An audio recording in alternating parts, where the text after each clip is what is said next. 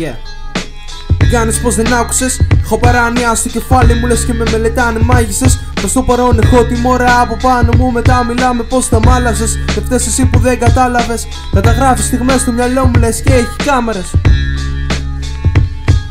Νύχτα σκέφτομαι καλύτερα. Γράφω για λάθη μου και γράφω για αυτά επειδή δεν τα σκέφτηκα νωρίτερα. Βλέπω βαθιά σκέψεις μηνύματα. Και αν με άκουσες δεν θα αλλάξει τίποτα.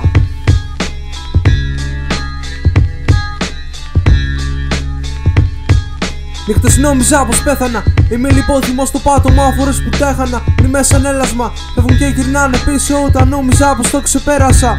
Δεν ξέρεις τι πέρασα. Δρόμος παρανομία, γρήγορα λεφτά, ειλικρίνεια, τιμή, αμφιβολία, νύχτα αμαρτία. Και θα πιστεύω πως πάντα ποτέ της δεν θα με μάθει μια κυρία.